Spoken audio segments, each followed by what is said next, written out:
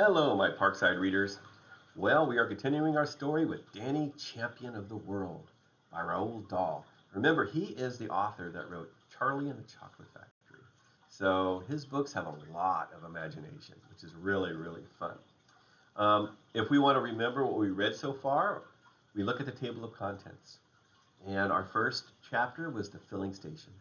And that is where Danny lives. He lives with his father, and they live in a caravan, an old gypsy caravan that's really, really small, but they seem to enjoy it. They also sell gas at their filling station, and they fix cars. And Danny knows how to fix cars. Our next chapter was about the big friendly giant. We learned about this giant that runs through the night and blows dreams into the houses so the kids could have sweet dreams.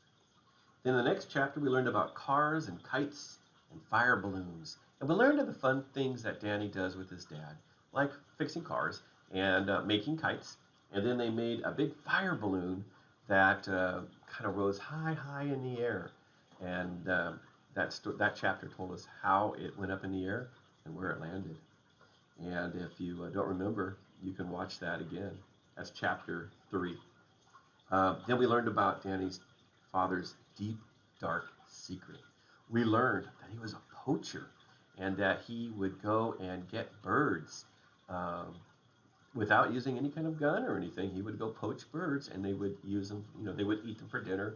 I guess the birds that they got were pheasants. So he says that they were really good eating. So that was his deep, dark secret. Then the secret methods. We learned how Danny's dad poached those pheasants without using any kind of gun. They used the horsehair stopper, and hopefully you remember that one. If you don't, go back and listen to that chapter again. That was chapter 5.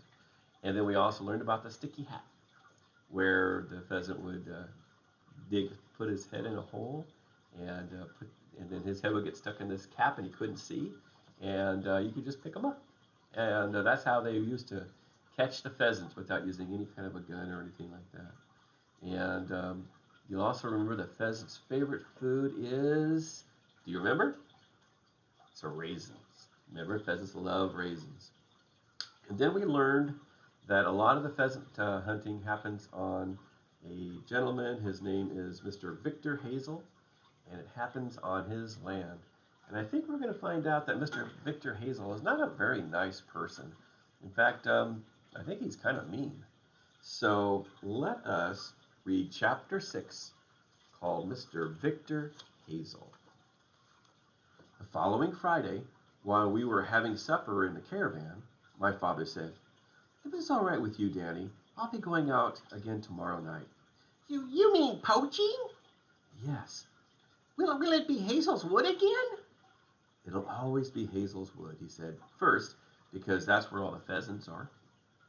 And second, because I don't like Mr. Hazel one little bit, and it's a pleasure to poach his birds. I must pause here to tell you something about Mr. Victor Hazel. He was a brewer of beer, and he owned a huge brewery. He was rich beyond words, and his property stretched for miles along either side of the valley. All of the land around us belonged to him. Everything on either side of the road, except for the small patch of ground on which our filling station stood. That patch belonged to my father. It was a little island in the middle of the vast ocean of Mr. Hazel's estate." Now in England, the land, a lot of people owned a lot of land and they called them estates. And that's where they have a house and they just have fields and fields of usually crops or forest or grass all around their houses. Mr. Victor Hazel was a roaring snob, and he tried desperately to get in with what he believed were the right kind of folk. He hunted with the hounds and gave shooting parties and wore fancy waistcoats. And every weekday he drove his enormous silver Rolls Royce past our filling station on his way to the brewery. As he flashed by, we would sometimes catch a glimpse of the great glistening beery face above the wheel, pink as ham, all soft and inflamed from drinking too much beer.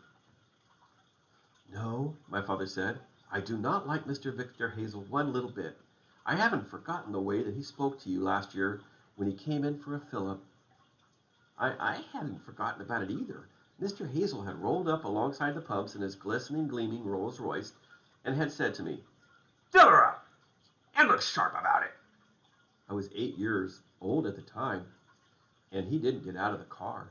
He just handed me the key to the cap of the gasoline tank, and as he did so, he barked out, "And keep your filthy little hands to yourself. Do you understand?" I didn't understand at all.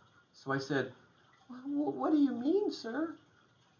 There was a leather riding crop on the seat beside him. He picked it up and pointed it at me like a pistol. "If you make any dirty fingerprints on my paintwork," he said, "I'll step right out of this car and give you a good hiding." And that's actually old words for spanking. My father was out of the workshop almost before Mr. Hazel had finished speaking. He strode up to the window of the car and placed his hands on the sill and leaned in. "I don't like the way you're speaking to my son," he said. His voice was dangerously soft. Mr. Hazel did not look at him. He sat quite still in the seat of his Rolls Royce. His tiny piggy eyes stared straight ahead.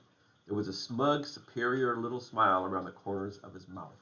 And here he is as he's in his car, staring straight ahead when Danny's dad is trying to talk to him.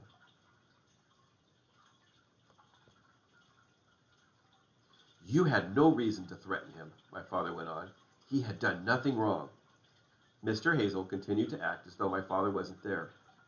"Next time you threaten someone with a good hiding, I suggest you pick on a person your own size," my father said. "Like me, for instance." Mr. Hazel did not move. "Now go away, please," my father said. "We do not wish to serve you."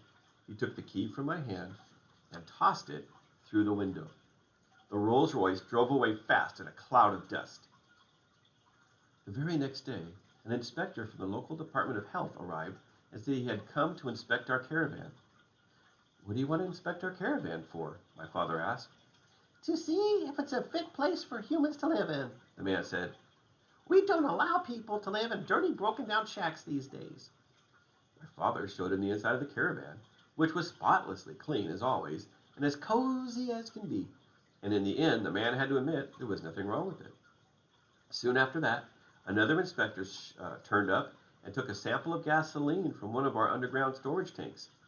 My father explained to me that they were checking up to see if we were mixing some of our second-grade gasoline with our first-grade stuff, which is an old dodge practiced by crooked filling station owners.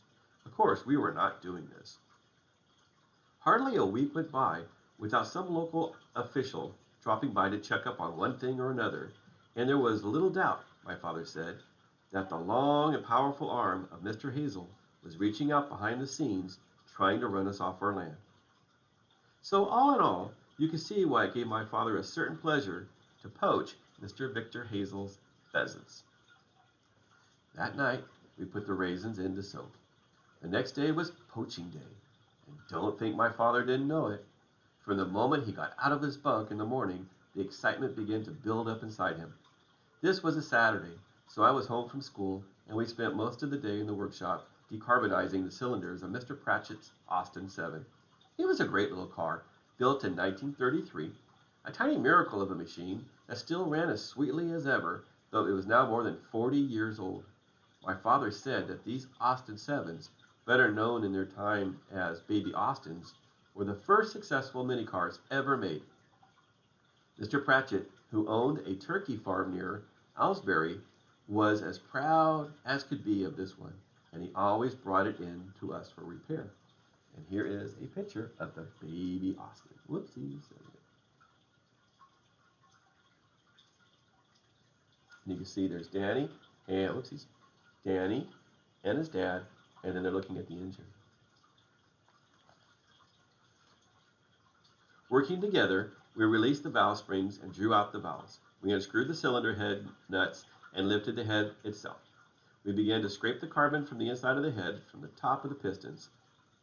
"I want to be away by 6 o'clock, my father said.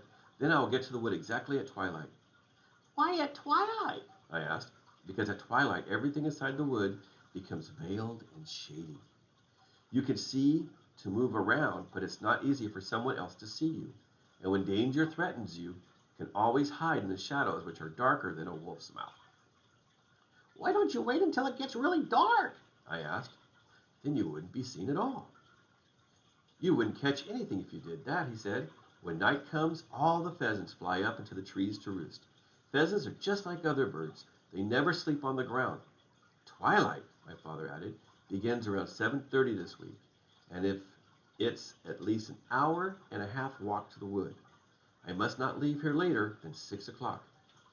Are you going to use the sticky hat, or will it be the horsehair stopper? I asked. Sticky hat, he said. I'm very fond of sticky hat. When will you be back? About 10 o'clock, he said. 10:30 at the latest.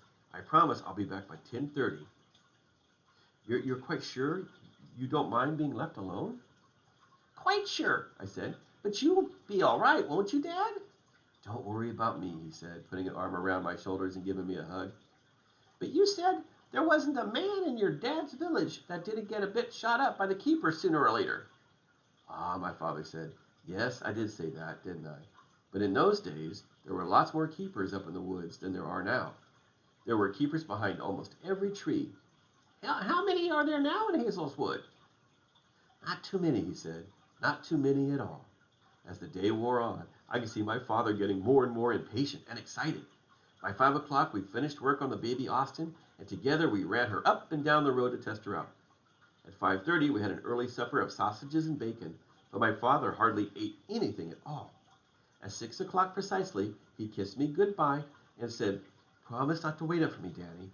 Put yourself to bed at 8 and go to sleep, right?" He set off down the road, and I stood on the platform of the caravan, watching him go. I loved the way he moved. He had that long, loping stride all countrymen have who are used to covering great distances on foot. He was wearing an old navy blue sweater and an even older cap on his head. He turned and waved to me. I waved back. Then he disappeared around the bend in the road. So Dad is going up to do some poaching. Danny is staying in the caravan. He's going to use the sticky hat method. So tomorrow, or the next time that we read, we are going to learn about the baby Austin. And remember, the baby Austin was that car they were working on. So I'm really curious to see what this next chapter has to do with that car that's in Danny's garage that they were working on.